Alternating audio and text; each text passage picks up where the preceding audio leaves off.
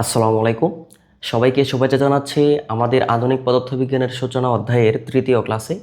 তো আজকে আমরা কি পড়ব? আজকে আমরা পড়ব আপেক্ষিকতা, থিওরি অফ রিলেটিভিটি। তো এই আপেক্ষিকতা পড়ার জন্য প্রথমে আমাকে পড়তে হবে প্রসঙ্গ কাঠামো। তো রেফারেন্স ফ্রেম, প্রসঙ্গ কাঠামোর প্রকারভেদ পড়ব। এরপরে আমরা পড়ব আইনস্টাইনের আপেক্ষিকতার স্বীকার্য, মৌলিক স্বীকার্য। তো এই বিশেষ তথ্য বা মৌলিক স্বীকার্য দুইটা আছে, এই দুইটি আমরা পড়ব। এরপরে আমরা গ্যালিলিও রূপান্তর পড়ব। তো গ্যালিলিও রূপান্তর থেকে কি সমস্যা হয় এইগুলো আমরা আলোচনা করব। তো গ্যালিলিও রূপান্তর পরবর্তীতে সংশোধন করে বিজ্ঞানী লরেন্স, ওইটাও আমরা আলোচনা করব। তো আমরা সরাসরি টপিকে চলে যাই। তো এখন দেখো, প্রসঙ্গ কাঠামো। প্রসঙ্গ কাঠামো কি? প্রসঙ্গ কাঠামো হলো কোনো বস্তুর সাপেক্ষে যদি অন্য কোনো বস্তুর অবস্থানটা নির্ণয় করো। যদি কোনো একটা বস্তুর সাপেক্ষে তুমি অন্য কোনো একটা বস্তুর অবস্থান যদি নির্ণয় করতে পারো, তাহলে এই যে ওই বস্তুটাকে বলা হবে প্রসঙ্গ কাঠামো বা রেফারেন্স ফ্রেম। তো কোনো একটা বস্তুর অবস্থান নির্ণয় করতে গেলে অবশ্যই প্রসঙ্গ কাঠামো লাগে, এগুলো আলোচনা করা আছে। এখন দেখো, জড় প্রসঙ্গ কাঠামোটা কি? প্রসঙ্গ কাঠামো দুই প্রকার। এক, জড় প্রসঙ্গ কাঠামো। দুই, অজড় প্রসঙ্গ কাঠামো। এখন জড় প্রসঙ্গ কাঠামো কোন বেসিসে বলবা?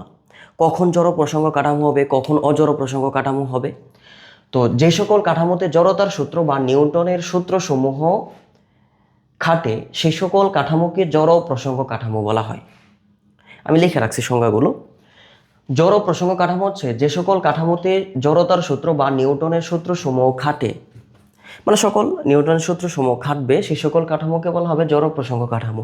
এখন এই জড় প্রসঙ্গ কাঠামো আবার আরেকটা মৌলিক কথা আছে, সেটা হচ্ছে তারা যদি প্রসঙ্গ কাঠামোগুলো পরস্পর সমবেগে গতিশীল থাকে, ধ্রুব বেগে গতিশীল থাকে, তাহলে এটাকে বলবা জড় প্রসঙ্গ কাঠামো। আর অজড় প্রসঙ্গ কাঠামো কি? অজড় প্রসঙ্গ কাঠামো হলো যে সকল কাঠামোতে জড়তার সূত্র বা নিউটনের সূত্রসমূহ খাটে না, সেই সকল কাঠামোকে অজড় প্রসঙ্গ কাঠামো বলা হয়। জড় প্রসঙ্গ কাঠামোকে বলা হবে ইনার্শিয়াল রেফারেন্স ফ্রেম, আর অজড় প্রসঙ্গ কাঠামো হবে নন ইনার্শিয়াল রেফারেন্স ফ্রেম। আচ্ছা, এখন জড় প্রসঙ্গ কাঠামো দেখলাম, অজড় প্রসঙ্গ কাঠামো দেখলাম।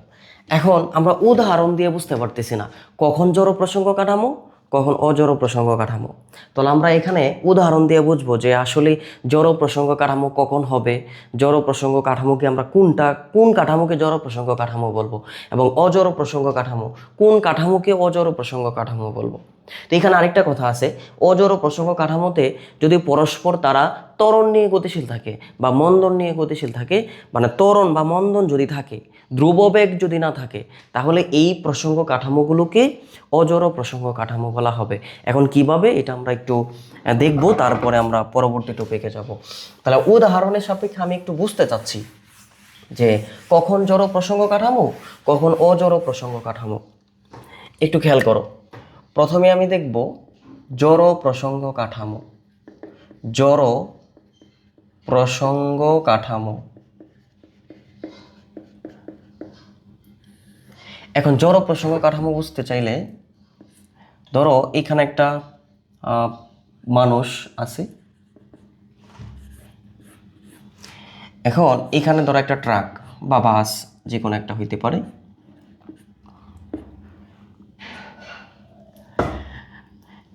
জড় প্রসঙ্গ কাঠামো কখন হবে একটু খেয়াল করো, খাটবে, সকল সূত্র খাটবে। ধরো এই ব্যক্তিটার বেগ হচ্ছে 0 মিটার পার সেকেন্ড। এখন এই গাড়িটি সমবেগে গতিশীল, সমবেগে গতিশীল, ধ্রুববেগে গতিশীল। এখন এই বস্তুটার উপর সমবেগে গতিশীল কখন হবে? যখন এই বস্তুটার উপর কোনো বল প্রয়োগ করবে না।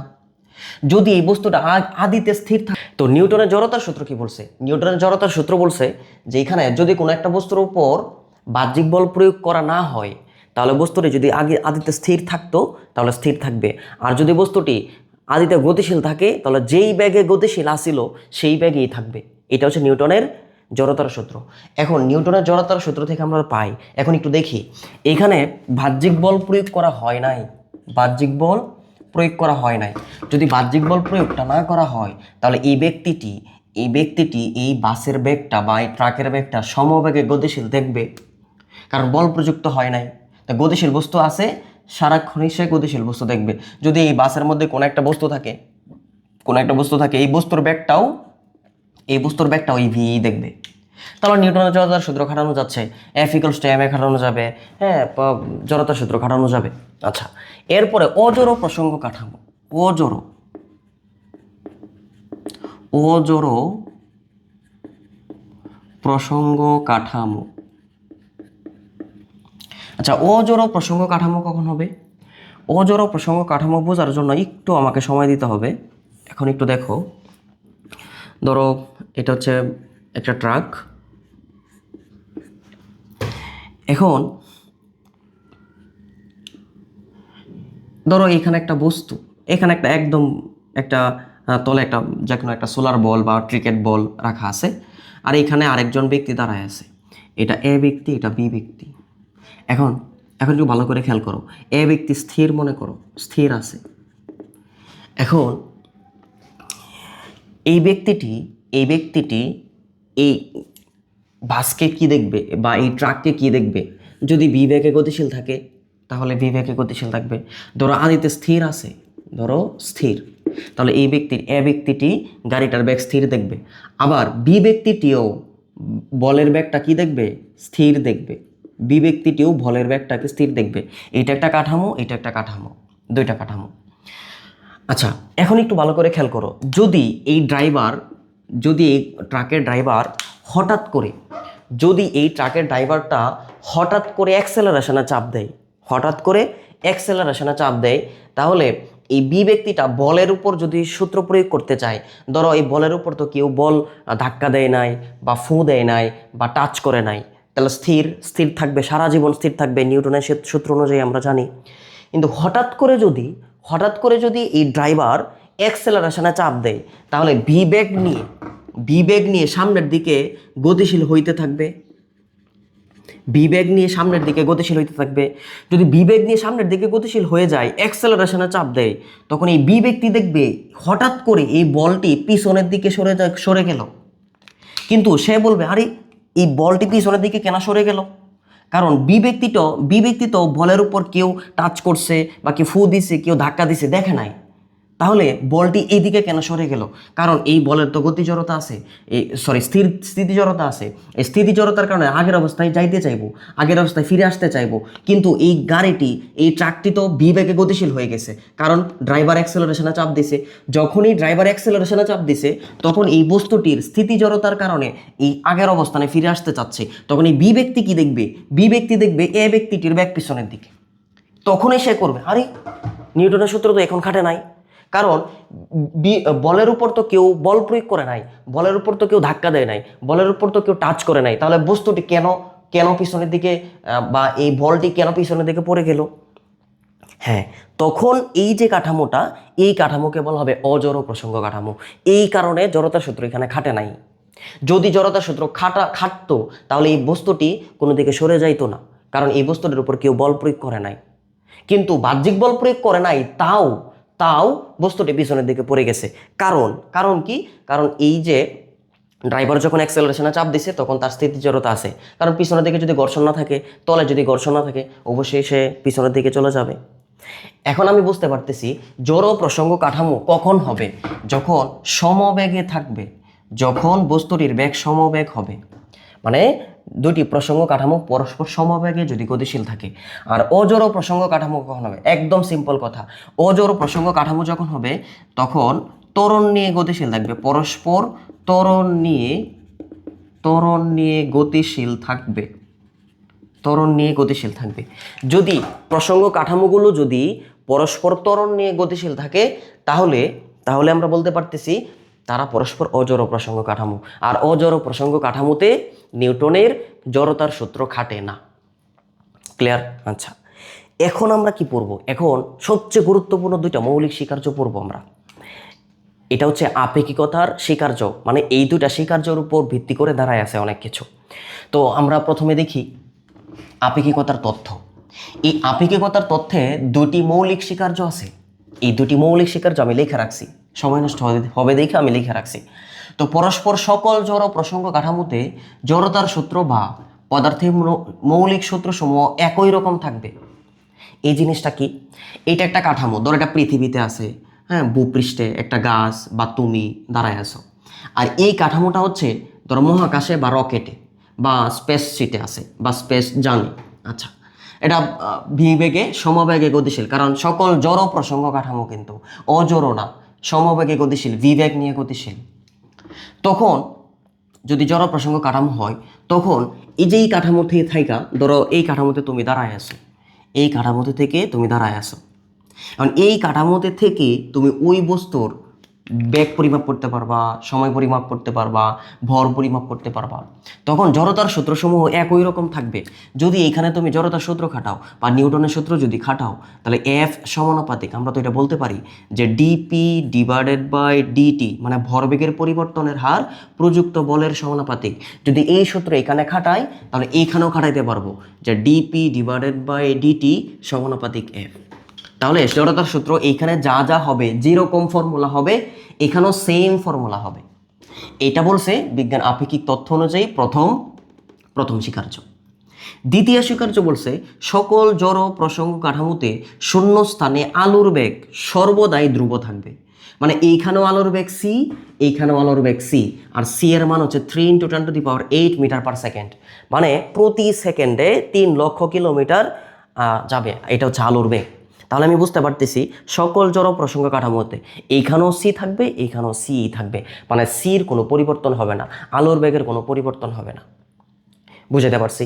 আচ্ছা, তাহলে আমরা দুইটা মৌলিক স্বীকার্য আমরা দেখব। তাহলে আমি বুঝতে পারতেছি যে কোনো একটা বস্তুর বেগ সর্বোচ্চ যদি বেগ হইতে হয়, তাহলে আলোর বেগের সমান হবে। কোনো বস্তুর বেগ আলোর বেগের বেশি হইতে পারবে না, কখনোই বেশি হইতে পারবে না। আচ্ছা, এখন আমরা যেটা পড়বো, এটা হচ্ছে বিজ্ঞানের সূচনা, যেটা থিওরি অফ রিলেটিভিটি থেকে, যেখান থেকে শুরু হয়েছে, হাতে গড়ি সৃষ্টি হয়েছে, সেটা হচ্ছে আমাদের গ্যালিলিও রূপান্তর। বিজ্ঞানী গ্যালিলিও স্যার কি বলছে যে একটা বস্তু বা একটা কাঠামো থেকে অন্য কাঠামোর কোনো একটা বস্তুর যদি বেগ পরিমাপ করতে চাও, অবস্থান পরিমাপ করতে চাও, তাহলে কিভাবে পরিমাপ করবা, কিভাবে ক্যালকুলেশনটা করবা, এই ক্যালকুলেশন উনি দেখাইছে যে একটা কাঠামোতে থেকে অন্য একটা কাঠামোর বেগ নির্ণয় করে দেখাইছে, অবস্থান নির্ণয় করে দেখাইছে। তাহলে আমরা এখন দেখব যে গ্যালিলিও রূপান্তরটা দেখার পরে আমরা গ্যালিলিও রূপান্তরের কিছু ত্রুটি বিচ্যুতি আছে, এই ত্রুটিগুলো নিয়ে আলোচনা করব। আচ্ছা, তো এখন দেখি গ্যালিলিও রূপান্তর।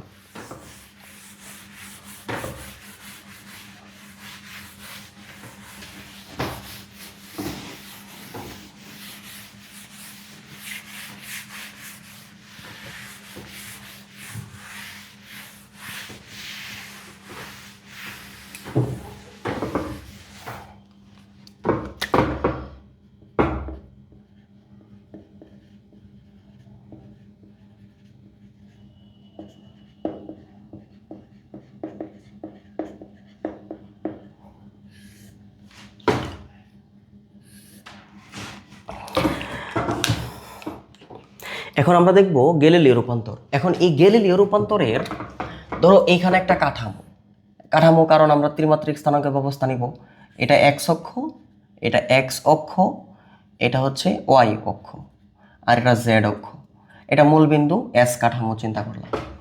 এখন আরেকটা কাঠামো এইখানে, ধরো এই কাঠামোটা আপেক্ষিকভাবে গতিশীল আর কি, এই কাঠামোতে থেকে এটা গতিশীল অবস্থায় আছে। এখন গতিশীল কিভাবে? সমবেগে গতিশীল। যদি সমবেগে গতিশীল থাকে, ধরো এটা হচ্ছে ওয়াই ড্যাশ, এটা এক্স ড্যাশ, এটা জেড ড্যাশ কাঠামো, এটা এস ড্যাশ কাঠামো। এখানে থাইকা যে যদি এই কাঠামোতে থেকে এই কাঠামোর কোন একটা বস্তুর অবস্থানটা বের করা যায়, বা কোনো একটা বস্তুর অবস্থানটা বের করতে চাই, তাহলে এই কাঠামোর সব কিছু দিয়ে পরিমাপ করবে। আবার এই কাঠামোতে থেকে এই কাঠামোর অবস্থান পরিমাপ করা যাবে। এখন ধরো এখানে একটা বস্তু আছে, এই বস্তুটার বেগ ভি বেগ। এখন এই যে ভি বেগটা, এই ভি বেগ ধ্রুব বেগ, সবসময় জড় প্রসঙ্গ কাঠামো নিয়ে কাজ করা হয়েছে এখানে, তো ধ্রুব বেগ। আর এটা এক্স অক্ষ বরাবর গতিশীল, এক্স অক্ষ বরাবর বেগ। এখন আমি একটা মূল্যবান কথা বলে দিই, এটা হচ্ছে যদি কোনো একটা বস্তু এক্স অক্ষ বরাবর গতিশীল থাকে, তাহলে এক্স অক্ষের প্যারামিটারগুলো চেঞ্জ হবে। যদি ওয়াই অক্ষ বরাবর গতিশীল থাকতো তাহলে ওয়াই অক্ষ বরাবর যে প্যারামিটারগুলো ছিল ওইগুলা চেঞ্জ হবে। মানে সোজা কথা, যে কোনো একটা বস্তু যেই অক্ষ বরাবর গতিশীল থাকে সেই অক্ষ বরাবরই প্যারামিটারগুলা চেঞ্জ হবে। আচ্ছা, এখন ধরো ধরো এইখানে এই কাঠামোতে একজন ব্যক্তি দাঁড়ায় আছে, আবার এই কাঠামোতে আরেকজন ব্যক্তি দাঁড়ায় আছে। এটা এ ব্যক্তি আবুল, এটা ধরো বাবুল। আচ্ছা, এখন অবশ্যই এতটুকু দূরত্বে আছে, এই কাঠামো গতিশীল কিন্তু মূলবিন্দু থেকে এতটুকু দূরত্বে আছে। এই দূরত্বটাকে আমরা এক্স ড্যাশ বলবো, কারণ এটা ড্যাশ কাঠামো, এখানে ড্যাশ নাই ছাড়া। এখন এ ব্যক্তি চিন্তা করলো যে ওই বস্তুটার এক্স অক্ষ বরাবর অবস্থানটা বের করার জন্য, তাহলে এটা হবে গ্যালিলিও রূপান্তর। আমি লিখে দিই গ্যালিলিও রূপান্তর। তাহলে এক্স অক্ষ বরাবর যদি অবস্থানটা বের করতে চায় তাহলে এক্স ড্যাশ তো আছে, আর সময়ের সাথে সাথে এই অংশটুকু গতিশীল হচ্ছে, কারণ এটা স্থির, এটা গতিশীল সামনের দিকে। তাহলে সময়ের সাথে সাথে এই জিনিসটা বাড়তেছে, কতটুকু বেগে বাড়তেছে? ভি বেগে বাড়তেছে। তাহলে এ ব্যক্তিটি কি দেখবে? এই বস্তুটির যে দূরত্বটা, এই দূরত্বটা এক্স দেখবে। এখন এই এক্সটা কিভাবে বের করবে? এই এক্সটা বের করবে যদি এরকম হয়, হ্যাঁ, এখানে এক্সটা বের করবে এই এক্স ড্যাশের সাথে, ভালো করে খেয়াল করো, এই এক্স ড্যাশের সাথে এই অংশটুকু যোগ করলেই তো এক্স পাবো। তাহলে এই অংশটুকু কত? এই অংশটুকু হচ্ছে যে যেহেতু বি বেগে গতিশীল, ভিটি এতটুকু, এস ইকুয়ালস টু ভিটি আমরা সূত্র জানি। তাহলে সময়ের সাথে সাথে এত বেগে গতিশীল থাকলে দূরত্ব এতটুকু অতিক্রম করবে। তাহলে এটা হবে এক্স ড্যাশ প্লাস ভিটি। তাহলে এক্স অক্ষ বরাবর দূরত্বটা এতটুকু, যে মধ্যবর্তী দূরত্ব ভিটি, আর এক্স অক্ষ বরাবর এক্স ড্যাশ কাঠামোতে অলরেডি এতটুকু দূরত্বে আছে। তাহলে এইটার সাথে এটা যদি যোগ করে দাও তাহলে এক্স পাবা। আচ্ছা, আমি বলছিলাম এক্স অক্ষ বরাবর যদি গতিশীল থাকে তাহলে শুধুমাত্র এক্স অক্ষ বরাবরের প্যারামিটারগুলো চেঞ্জ হবে, বাকিগুলো সেম থাকবে। তাহলে ওয়াই অক্ষ বরাবর যেই প্যারামিটার, এটা হচ্ছে ওয়াই ড্যাশ থাকবে, ওয়াই ড্যাশে পরিমাপ করবে, মানে এই কাঠামোতে থেকে এই কাঠামোর অবস্থান ওয়াই ড্যাশে পরিমাপ করবে। এরপরে জেড কাঠামোতে থেকে যদি পরিমাপ করে তাহলে জেড ড্যাশে পরিমাপ করবে। আবার সময় যদি যতক্ষণ পর্যন্ত সময় পরিমাপ করতেছে ততক্ষণই দেখবে। এটা কে বলছে? গ্যালিলিও বলছে যে কোনো একটা বস্তু যখন এক্স অক্ষ বরাবর গতিশীল থাকবে তাহলে এক্স অক্ষের প্যারামিটারগুলো চেঞ্জ হবে, ওয়াই অক্ষের প্যারামিটারগুলো চেঞ্জ হবে না, জেড অক্ষ চেঞ্জ হবে না, সময় চেঞ্জ হবে না, আগের মতোই থাকবে। দুই কাঠামোতে সময় সেম থাকবে, ওয়াই অক্ষ বরাবরের প্যারামিটার সেম থাকবে, জেড অক্ষ বরাবর প্যারামিটার অপরিবর্তিত থাকবে। এখন যদি এরকম হয়, বি ব্যক্তিটি বা বাবুল সাহেব যদি আবুল সাহেবের অবস্থান বের করতে চাই, তখন সেটাকে বলা হবে বিপরীত গ্যালিলিও রূপান্তর। বিপরীত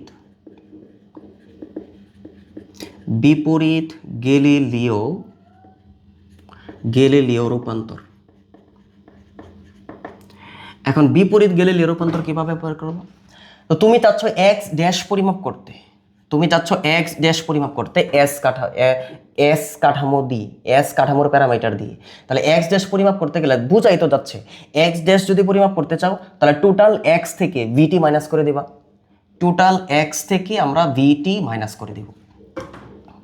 ভিটি পরিমাণ যদি মাইনাস করে দাও তাহলে তুমি এক্স ড্যাশটা পরিমাপ করে ফেলতে পারবা। তুমি দেখবা তো, কারণ তুমি তো আগায় যাচ্ছ, এত স্থির, তুমি যদি আগায় যাও তাহলে পিছনে পড়ে যাচ্ছে না, কতটুকু পিছনে পড়ে যাচ্ছে? ভিটি পরিমাণ পিছনে পড়ে যাচ্ছে। আচ্ছা, এখানে একটা কথা, এটা টি সমান টি ড্যাশ না, তাহলে এখানে আমরা বলতে পারি ড্যাশ, কারণ এই পাশে যেহেতু ড্যাশ দিয়ে পরিমাপ করলাম, এটা টি সমান টি ড্যাশ, কারণ সময় তো সেম। আচ্ছা, এখন বিপরীত গ্যালিলিও রূপান্তরে x dash equal x minus vt. এখন ওয়াই অক্ষ বরাবর তো সেম থাকবে, তাহলে ওয়াই ড্যাশ ইকুয়াল হবে ওয়াই, জেড ড্যাশ ইকুয়াল হবে জেড, এবং টি ড্যাশ ইকুয়াল হবে টি। এই যে রূপান্তরটা আমরা দেখলাম, যে কোনো কাঠামো থেকে কোনো একটা বস্তুর অবস্থানটা বের করা, এটা হচ্ছে গ্যালিলিও রূপান্তর। এখন ছোট্ট একটু ত্রুটি বিচ্যুতি আছে, এখানে একটু ত্রুটি আছে। কেমন? বিজ্ঞানে গ্যালিলিও এটা চিন্তা করে নাই, যদি কোনো একটা ফোটন যদি গতিশীল থাকে, ধরো এখানে যদি কোনো বস্তুর বেগ যদি না থাকে, একটা ফোটন থাকে, তাহলে ফোটনের বেগ সি আলোর বেগের সমান। তাহলে এই ফোটন যদি থাকে, তাহলে ফোটনের বেগ যদি বের করতে চায়, তখন নতুন যে বেগটা, এই আবুল সাহেব এই ফোটনের বেগটা কত দেখবে? এখানে একটা কথা, তখন এখানে একটু হিসাব করে দেখি কি ঘটনা ঘটছে। বিশাল বড় একটা ঘটনা ঘটছে, যে যদি এরকম হয় যে কোন একটা বস্তুর বেগ বের করতে চাই, তাহলে এক্স সরণ এটা x dash plus V T dash. এখন এই বেগের মানটা যদি আলোর বেগের সমান হয়, মানে কোন একটা বস্তু না থেকে যদি ফোটন থাকে, তাহলে বেগ যদি বের করতে চাও, তাহলে আমরা তো জানি বেগ বের করতে চাইলে অবশ্যই কি করে দিতে হবে, ধরো টি ড্যাশের সাপেক্ষে আমি অন্তরীকরণ করে দিলাম টি এর সাপেক্ষে, এরপরে যে D X dash divided by D T dash plus বেগের মানটা যদি সি হয় তখন কি হবে, তখন D divided by D T dash C T dash. এই যে অন্তরীকরণ করব, তাহলে অন্তরীকরণ করলে নতুন যে ব্যাগটা পাবা সেই নতুন ব্যাগটা হচ্ছে এটা, ভালো করে খেয়াল করো, নতুন ব্যাগটা হচ্ছে এটা ইকুয়াল। এটা কিন্তু যে কোনো একটা ব্যাগ, যে কোনো একটা সরণের সাপেক্ষে তুমি সময়ের সাপেক্ষে ব্যাগ বের করতেছো, যে কোনো একটা ব্যাগ সামথিং একটা ব্যাগ হবে, প্লাস সি কিন্তু ধ্রুবক, যদি ধ্রুবক থাকে তাহলে ধ্রুবকগুলো প্যারামিটারের বাইরে চলে আসে, এই যে প্যারামিটারের বাইরে চলে আসলো, ইনটু টি ড্যাশের সাপেক্ষে টি ড্যাশ অন্তরীকরণ করলে 1। আচ্ছা এই জিনিসটা কি বোঝাচ্ছে বলো তো? এই জিনিসটা বোঝাচ্ছে যে কোনো একটা বস্তুর ব্যাগ যদি আলোর ব্যাগের সমান হয় বা ফোটন হয়, তাহলে এই নতুন যে ব্যাগটা পাবা, এই নতুন ব্যাগটা আলোর ব্যাগের সাথে কিছু পরিমাণ যোগ করতে হবে। কিন্তু এইটা তো আইনস্টাইনের সূত্রকে ভ্যালুয়েশন করবে, তো ভ্যালিড করবে না। কেন? কারণ আমরা আইনস্টাইনের দ্বিতীয় স্বীকার্য অনুযায়ী আমরা জানি যে সকল জড় প্রসঙ্গ কাঠামোতে আলোর বেগ শূন্য স্থানে আলোর বেগ সি থাকবে, বাট এখানে সি এর চেয়ে বেশি বোঝাচ্ছে। তাহলে আমরা বুঝতে পারতেছি গ্যালিলিও রূপান্তরটা আলোর বেগ যখন হয়ে যাবে তখন আর কাটবে না। তখন এই সমস্যাটা মোটামুটি দীর্ঘদিন ছিল, তখন এই সমস্যাটাকে সমাধান করছে বিজ্ঞানী লরেন্স আইসা এই গ্যালিলিও রূপান্তরের সাথে কিছু একটা অ্যাড করছে, মানে ধ্রুবক অ্যাড করছে, অ্যাড করার পরে এটা সংশোধন হয়েছে। তো এখানে কি কি সমস্যা আছে, এই সমস্যাগুলো আমরা দেখব, দেখার পরে আজকের ক্লাসটা শেষ করব। তো পরবর্তী যে ক্লাসটা আছে, এই পরবর্তী ক্লাসে আমরা লরেন্স রূপান্তর দেখব, এই লরেন্স রূপান্তর থেকে সংশোধিত রূপ দেখব, দেখার পরে আমরা এই লরেন্স রূপান্তর থেকে 3টা প্যারামিটার মৌলিক রাশি চেঞ্জ হয়ে যায়, পরিবর্তন হয়ে যায়, এগুলো আমরা দেখব। যেমন দৈর্ঘ্য সংকোচন, কাল দীর্ঘায়ন, ভরের আপেক্ষিকতা, এই বিষয়গুলো অনেক জোস টপিক, তোমরা কেউ মিস দেবা না। তো আজকের তৃতীয় ক্লাসে আমরা কি দেখলাম? আজকের তৃতীয় ক্লাসে দেখছি গ্যালিলিও রূপান্তর, এরপর হচ্ছে মৌলিক স্বীকার্য দেখছি 2টা, হ্যাঁ, এরপরে প্রসঙ্গ কাঠামোর প্রকারভেদ দেখলাম। তো আজকের ক্লাসটা এই পর্যন্তই। ধন্যবাদ সবাইকে। পরবর্তী ক্লাস দেখার জন্য সবাইকে আমন্ত্রণ জানানো হলো।